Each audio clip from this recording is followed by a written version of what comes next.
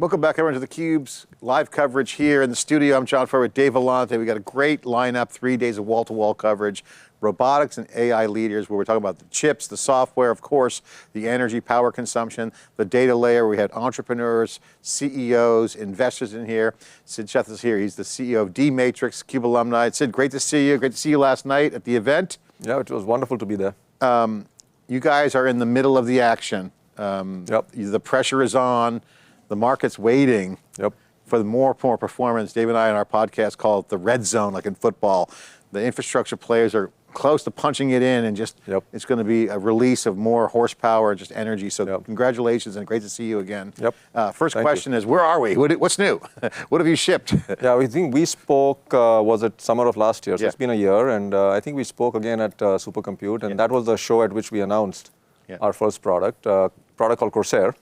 And this is a accelerator card with inference silicon on it that we have built. It took us a few years to kind of build out that silicon. We've done a lot of groundbreaking, world's first type of stuff in that silicon. We can talk about that. But the product is now shipping to customers in pilots with some very large customers. And our plan is that we'll be in what we call general availability or GA by later this year, and start ramping the product in 2026. Yeah, I remember the conversation at Supercomputing because we kind of teased it out. I think we even said a year ago, inference. We hit that up, and then we hit it hard in supercomputing. Supercomputing is coming up again fast. We're already getting, theCUBE's got a bigger booth. It's going to be bigger than ever. GTC at NVIDIA gets the market all hyped up. Everybody wants faster stuff. Inference, in particular, has gotten everyone's attention, and then the agent wave is kicked in, which is going to put more pressure on more tokens, more action. So with reasoning, and now you've got evaluations, you start to see agents getting some visibility into where that goes, more data coming in. So this is really a demand curve that's hitting. So you guys are on the right wave. What's changed since supercomputing on the inference side? Has there been more awareness? What would you say would be the market factor or product-specific feature you're vectoring into on the inference side? It's a great question. So I think we've been saying, before 2025 that the world is bifurcating, right? I mean, so there is, for the last 10 years, a lot of the conversation has been all about training bigger models, and it has actually worked pretty well. The bigger the model gets, the more capable it becomes. So everyone was on that trajectory, like, hey, let's just train bigger and bigger models. That means buy more GPUs and build bigger clusters. And somewhere along the way, I think it became pretty clear that this is not really an affordable trajectory for a lot of people, right? Yes, you can deploy all that CapEx. Where is the return, right? Yes, maybe a few companies who are in the pursuit of AGI, that makes a lot of sense for them, right? But what about the rest? Not everyone is in the pursuit of AGI. A lot of folks want to figure out what they're going to do with all these AI models that are becoming available that are, have different degrees of capability, right? So the world started moving, in two directions. There was one set of guys, very few, probably less than 5, who are down the path of, getting to AGI. And those folks will build big clusters, buy a lot of GPUs, build big models, frontier models. But then there's other section, vast majority, which is really focused on deploying models that are cost efficient, deploying models that are capable enough to get what they need to get done. And this is something we've been saying for a while, that there is going to be a very large segment of the market that will want that. That happened after Supercompute. The big thing that happened after Supercompute was DeepSeek. And that happened in January. And that really kind of put that conversation to the forefront, right? Which is, you don't really need to spend a lot of money to build a capable model. You can take big models and distill them down to smaller models, and those models are perfectly capable to do a lot of different tasks.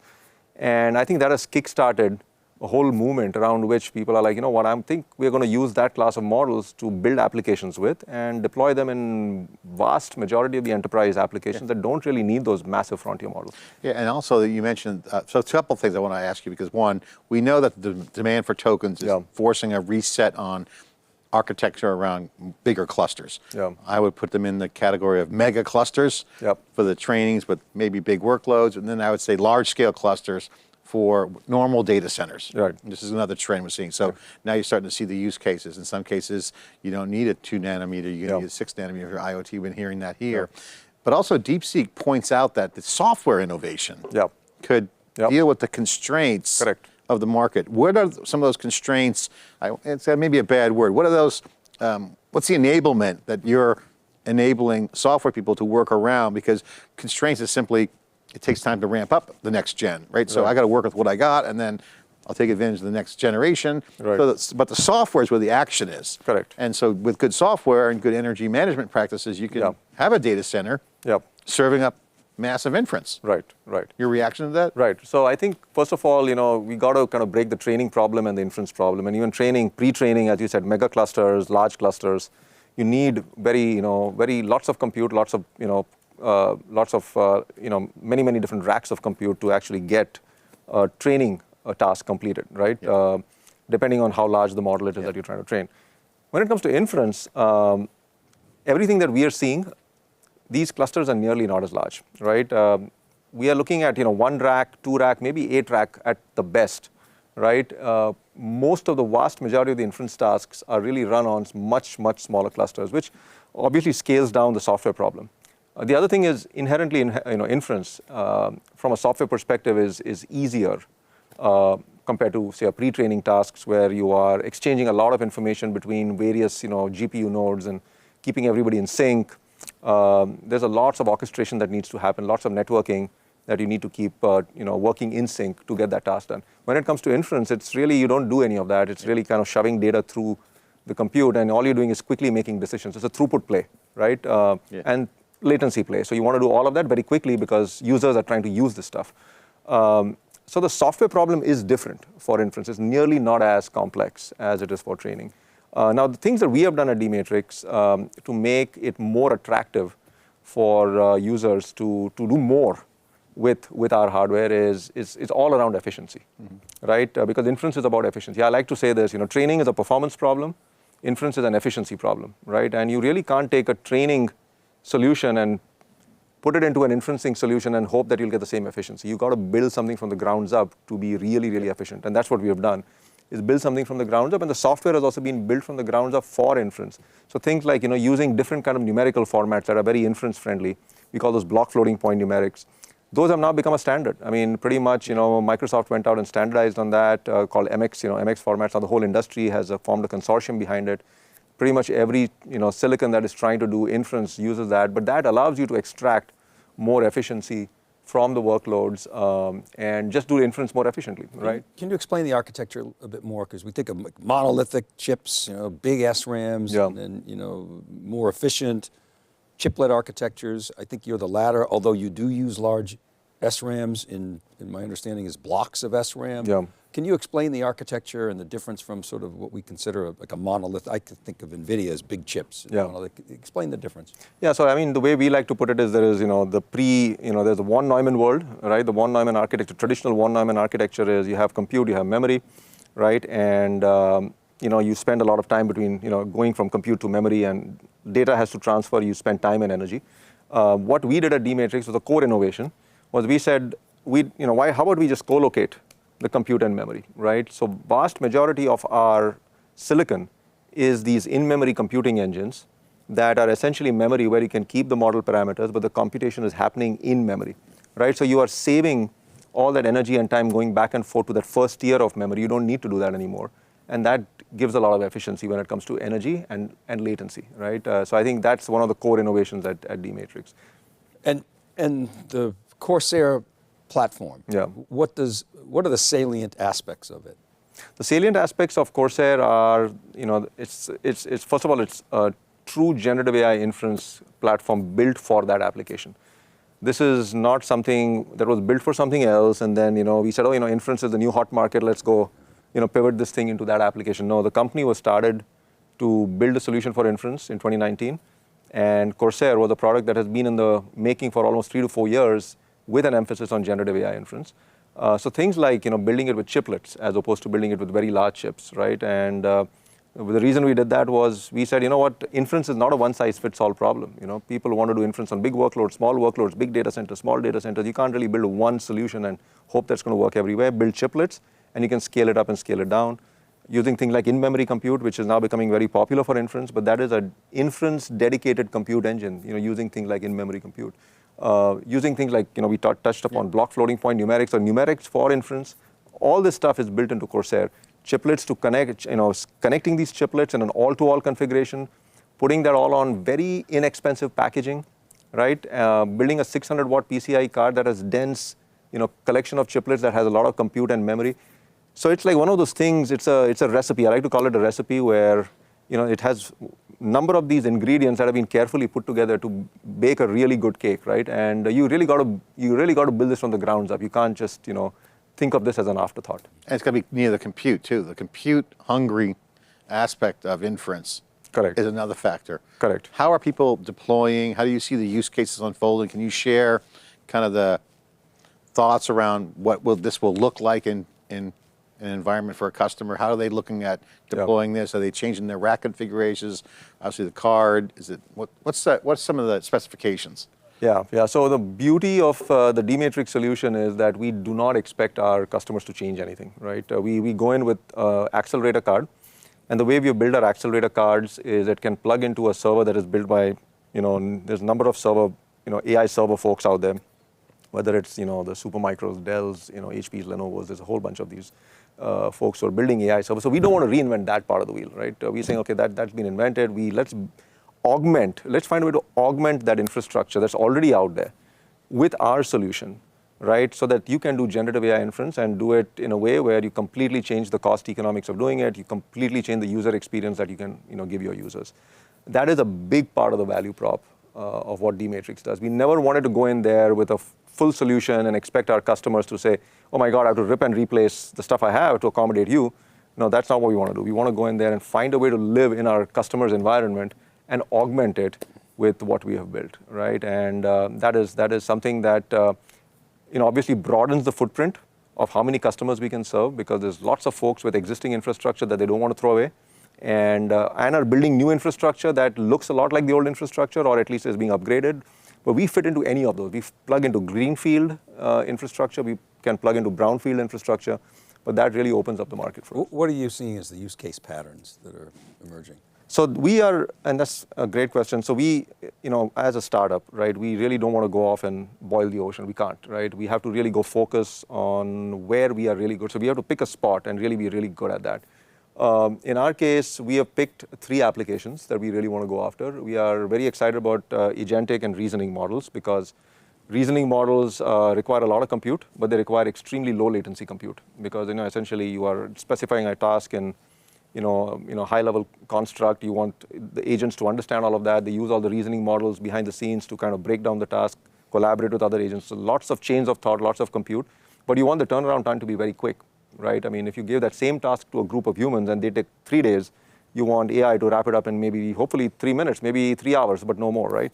So you need very low latency turnaround and lots of compute. So that's a great application for D-Matrix, because we do that well.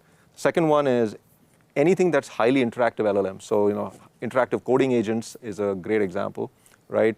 Advanced coding agents that where you have very sophisticated programmers that are working with AI to program something, but you are doing a lot of advanced coding in an extremely interactive way. So that's application number 2. And application number 3 that we're very excited about is video generation, interactive video generation. So you have video generation today, but it's really an offline experience. You prompt a model, you go away for some time, you come back, a video is there, you don't like it, you reprompt it, go away. That doesn't, will not work longer term. What if you had a, situation where you could prompt a model in real time, said, show Dave in front of the Eiffel Tower, and oh, by the way, the video is getting created as you're prompting it, and it says, no, but I don't like, the clear blue sky, maybe throw in some clouds, and all this is happening it's almost like how you're conversing with a text model today. Right. The same thing you could do with video. Right, and that is not possible today, and that would open up a lot of different use cases. Like Hollywood could make movies, very quickly. Yeah. I mean, influencers could make videos very quickly. So I think that's another thing that we want to try and unlock with. And it's your architecture and the in-memory, real-time, high performance that allows you to do that. That's right. It's basically we have created an architecture where, again, going back to that compute and memory integration that we have done, right? Co-locating compute and memory instead of packaging compute and memory. The traditional architectures, again, as I was saying, are kind of planar. They go side by side. In our case, we co-locate or go high. So we are essentially going 3D. These approaches are very new. So we have pioneered those approaches, and it unlocks a lot of memory bandwidth, which is really the choke point for a lot of these interactive applications. Yeah, memory is huge. Where's the use cases you see the growth coming from? As CEO, you got the product roadmap. Yeah. You're ramping up. What's the focus on the growth strategy? What do you guys? What's the plan? So, again, going back to the three that we are focusing on, interactive, LLMs, reasoning agents, and video generation, interactive video generation. It's going to come in different waves, right? Yeah. And I think wave number one is already here. I think the interactive LLM wave is here. Folks want to do more with LLMs, but they want to do it really, really fast, right? Ultra fast, and that's where we can really help. So I think that's going to be the first wave. To me, the second wave is going to be reasoning and agents, and that's coming in probably another year or two. Yeah. And then after that, you'll see the video generation wave that'll come right after. And who's buying the product? Who's the target customer? So we would work typically with data center operators, right? So we work with all classes of data center operators. We work with the big hyperscalers. We work with what they call the neo clouds. We work with the sovereign clouds. We also work with the enterprise clouds, right? So these are on-prem deployments. So it's 4 buckets of customers that we go after. But yeah, anybody who has an application. You're like, inference is becoming the decision point logic gate, for lack of a better word, because now, say sovereign cloud, for instance, you can run an inference server in a country to make the calls around how to handle things or agents. Is that right? Am I getting that right? Or how would you describe the value here? Because it's infrastructure, but you're enabling this new, inference engine. Correct. Because inference is decisions. You infer off your training. That's right. That's right, and decisions based on certain types of data, right? So there's different, we are going multimodal now. Yeah. So the world so far has been primarily text-based. We talk a lot about LLMs and language, and that's all text, right? But that's not where we are going over the next 5 years. Over the next 5 years, this is not just text anymore. It is video and audio and images and everything, right? So now that things are going multimodal and models are becoming natively multimodal, they're being trained on multimodal data, right? You're making decisions on different kinds of content. You're not only making decisions anymore, you're also generating new content, right? Based on content that the model was trained on, right? So I think content that the model has never seen before. Yeah. So you're creating content based on that, right? So I have to ask you on the roadmap, because I know the cycles are different. Obviously, you're making a great product. You're integrating the secret sauce in there with memory and compute. You have to have visibility into multiple generations.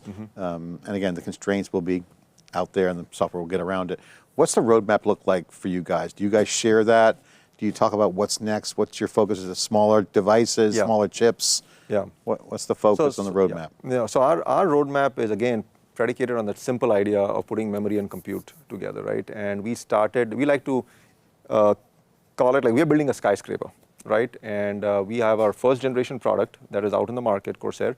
That's the ground floor, right? So we have laid the ground floor, the foundation and the ground floor has been put in place, and it is a planar product. We have in-memory computing engines, but if you look at the way the product has been built out, it's a collection of chiplets on a board, right?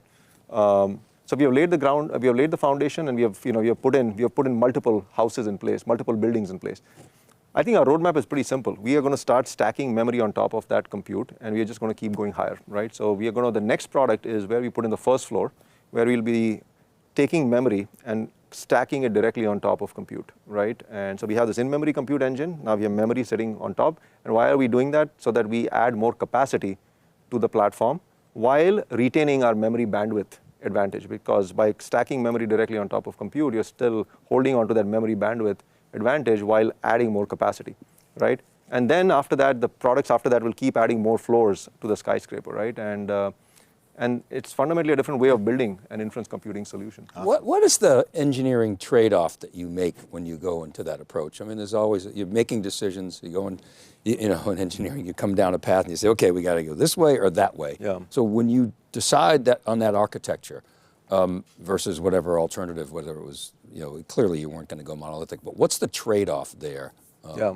So I mean the challenge. Yeah. So the trade-offs primarily when you start doing something different is the ecosystem has to mature around the product that you're trying to put together. Okay. So we were very, very careful about making sure that the technology choices that we made were mature enough where we could build a product with that approach, right? So we've been spending a lot of time with a lot of our ecosystem suppliers and partners and making sure that this has been completely de-risked, right? And we have spent 2 years, past 2 years, the company has been spending time on de-risking this systematically, right? Not that we are taking all the de-risk responsibility. This has been something that has already been addressed in the past by other applications, like crypto mining. But that is one of the big things. The other thing is there was a deliberate reason we made those choices. We wanted to stay away from the HBM ecosystem, right? Because the HBM ecosystem is heavily dominated by one big GPU supply, vendor, and we would never get access to the best-in-class HBM memory. So we kind of wanted to find a way to get a solution that is got capacity and high memory bandwidth that is not HBM. Right, so you didn't have to be supply chain constrained. experts. I mean, you have your own supply chain Correct. challenges.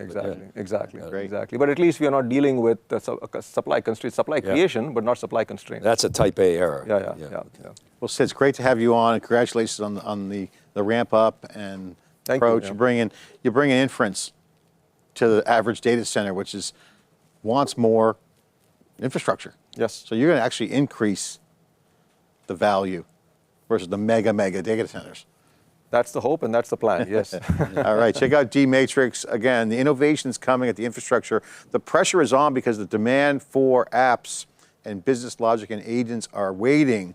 And D-Matrix, among others, sharing their opinions here on theCUBE, Robotics and AI Leaders program. For Dave Vellante, I'm John Furrier. Thanks for watching.